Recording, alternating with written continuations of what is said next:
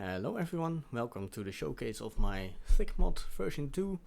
I'm here to explain a little bit about how this mod works and what the options do, and yeah, just what it does and how you can use it in general. So if there's any questions you want to ask or any suggestions you want to provide, please go down to the Steam Workshop page and create a discussion there, because those are most actively monitored. And then there is the Github page, which issue tracking. You can also report there if you want to.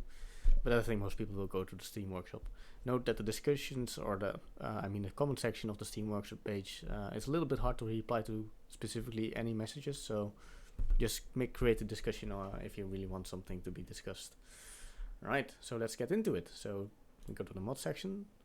It's currently local for me, but you will see this in the subscribed list. There's now an option menu. So from the start menu you can go into the options and configure this mod the way you like it. As you can see, the menu sort of had a big overhaul compared to the one in the game, and you will see this menu in the game as well. You can now, we have now groups of settings, and I tried to categorize most of them. Let's go to the options, and I will shall explain them to you. The first one is the show or hide menu key. Of course, this is self-explanatory, maybe. This key, the key you press on your keyboard will show the menu or hide it. You can configure this by clicking on the character and press another one on your keyboard, and then so you can configure your menu. The next one is the enable or disable key. You can on the fly in-game disable this mod if you don't want the smoke to be generated at fires that you see currently, or for whatever reason you don't want to see this smoke. Then you can use this button to toggle the mod. Note that this is only, you cannot see if it's enabled or not unless you have the show UI in-game on. I noticed a few requests that they didn't want to see text for the mod in the game. So I provided an option to enable or disable it. You can access this as well in-game. I will show it to you in a minute. And then with the enable debug, of course, this is mostly for me as the developer to print a lot of debug messages to the console. You can turn it on to have a look at it. If you have an issue, you might want to provide some debug information, you can enable it. And then we of course have the mod enabled button. It's a little bit redundant since you can enable or disable the mod in the mod menu, but if you just want to disable it from the menu of the mod itself, you can do so as well. This also allows it to be enabled again while you're in game. You don't have to exit your map and then go back in. Alright, so the next three mod settings menus I will go through when we are in game. Let's go to the basic house. Alright, welcome to the basic house, which will be tortured by flames in a minute. Let's open the menu. As you can see, there's nothing on the screen for this mod.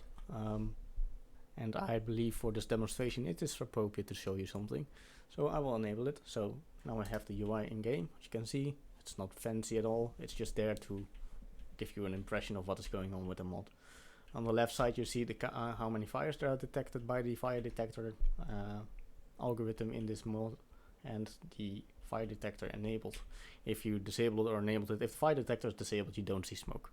So yeah. If you see on the right side, you can I have the U button or U character bind to the show menu, and the Y button character bound to enable or disable. If I press that, you see that on the top left corner it's enabled or disabled.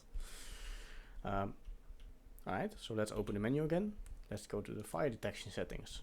As you can see, there are two submenus in the fire detection settings. You have the presets and the options. The presets are just pre-configured options.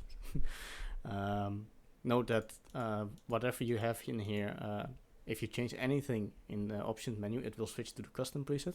If you switch from the custom preset, your options will be overridden. So note that you cannot store your options yet in the custom preset.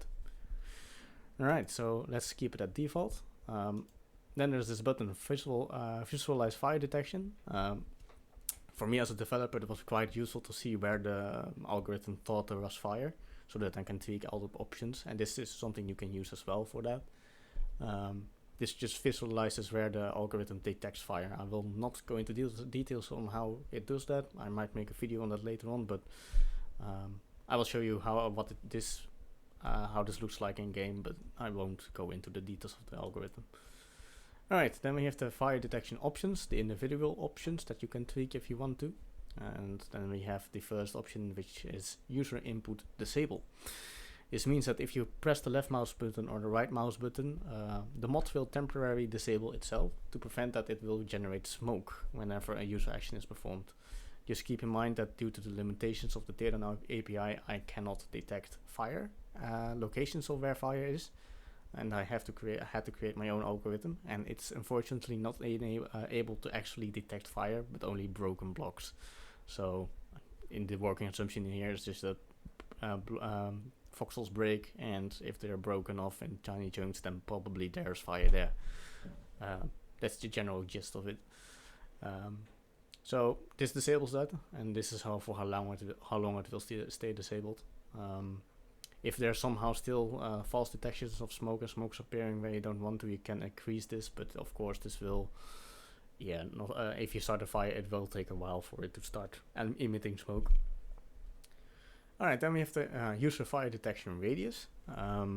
The algorithm has a large box around the user, and this determines the size of the box in which it can detect fire. This is mostly for performance reasons that you can tweak this. So if you have fires far in the distance that doesn't matter, you can set it lower, get maybe a little bit more performance, especially if there's a lot of fire. But this is just a fire value, and probably most of the stuff in your vicinity is affected by this radius value. Then we have the max fire detection timer. This is an interesting one. Every position it detects a fire, it will remember that position for a certain time. And afterwards it will stop emitting smoke at that position. This can be increased, but note that if you increase this, it might take longer for smoke to stop appearing, and this means that it's not real time, as to say where the fire is. If you set this to 1, it will the points will quickly disappear and be detected after in just almost real time, and that's probably, but it's quite heavy on your PC and is performance wise not recommended. Hence it's on 5 seconds.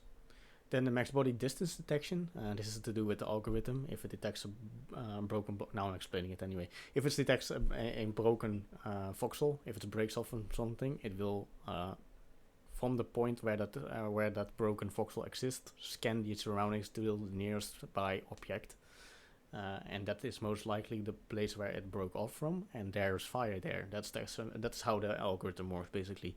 So if you set this to a higher value, it can look further for objects, so it might detect fire much farther away from the broken object. This is mostly useful if broken objects is breaking off quite fast by an explosion or something, and you still want the fire to be detected on the body where it broke off from.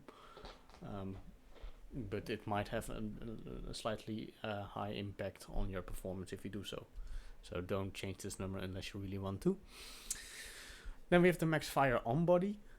So as I said, if something breaks off from a body, it will detect a point on the body that it breaks off from. And of course, if there's a lot of debris, there's multiple points on the same body, and that could cause excessive fires, but also takes a high toll on the performance. Thus, you set this to a relatively low value, so the main body can have quite a lot of fire, and then surrounding parts might be on fire. Then we have the max fires. Note that this has to be higher than the max fire on body, otherwise the max fire on body does not do anything. And the max fires is just the total amount of fires that this algorithm can detect before it just stops detecting, basically for performance reasons. I can show you just a little bit in a minute, but this is just for performance. Just keep this around this value and you shall be okay. Then the max debris mass detection, a mouthful. As mentioned again, if a bit of a body breaks off, it has a certain mass, and if you don't want big objects that breaks off from other objects to be detected, then you can set this to a lower value. Normally fire just breaks off tiny chunks of like 2-3 voxels, so those are mostly detected and should be only detected as fire to keep it realistic in a sense. Right, then we have the same fire detection visualize option here down below. Of course you can, if you messed around with it and you're like, shit, what have I done, it's not working anymore, click the set default button and it will all go back to what it was. Then again, those are just the fire detection options. We have the particle options. This was a menu that was present before, at least that was the main menu actually in the previous version. It has now 4 options, and these all affect properties that you can configure per material in the materials menu. So note that if you change the intensity, this is basically the size of each smoke particle. This will apply an offset to the values that are configured to the material, so it doesn't override them. Yeah, you have potato PC, somewhat okay, realistic. This is fine meme, and the Find My PC version for all these three. And then you have the lifetime multiplier. I will go over this in the material sections, which I shall do now. Well, here you can see the materials, and every material has its own submenu. These are the materials predefined by me, the developer. So of course, there's just this. There are not many materials that I think should emit smoke.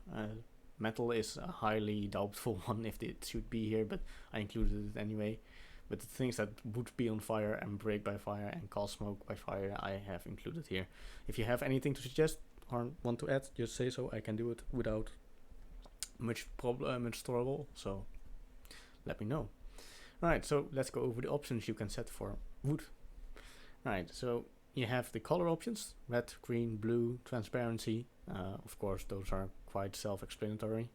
And then we have the lifetime. This means how long the particle can exist in the game.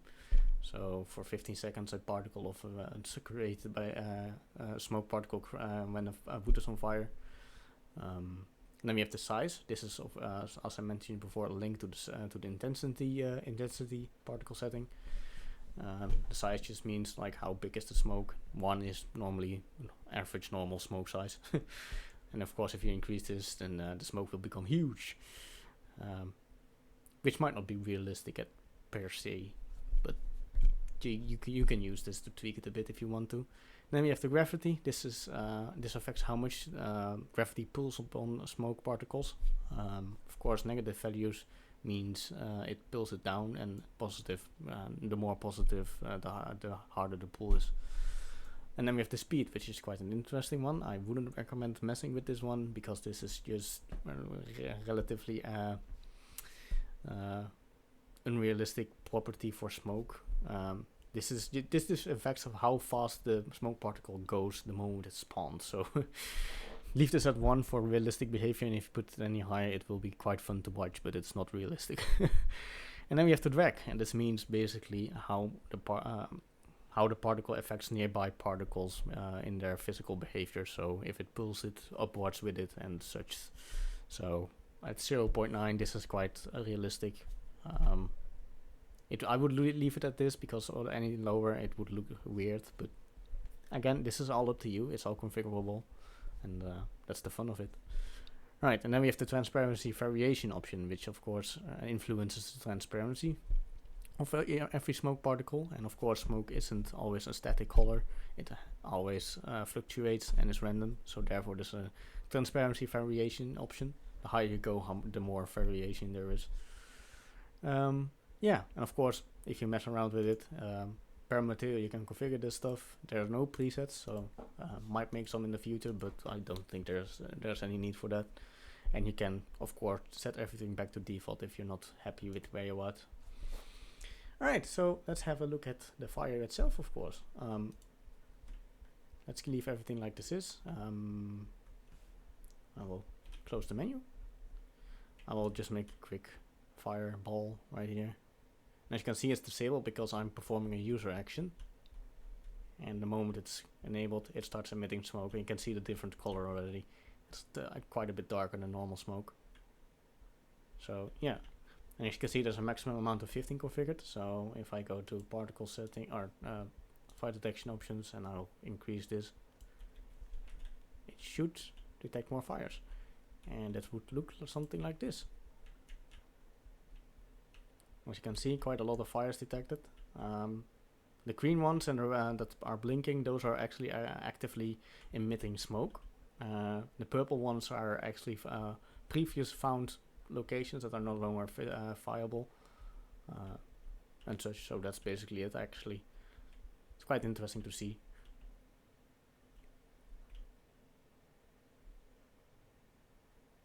there goes another one. And then slowly the fire shall disappear and the smoke shall disappear with it.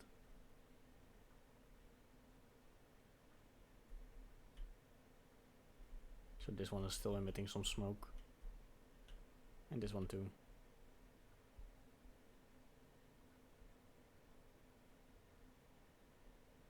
Of course, the time that it emits smoke is obviously related to the max fire detection timer. As you can see, there's not many things emitting smoke anymore. And there we go. No more fire and no more smoke. So that's basically it. And of course you can all disable this again. Alright, thank you for watching and I hope you enjoyed this mod. If you have any questions, let me know. Please have some fun with this.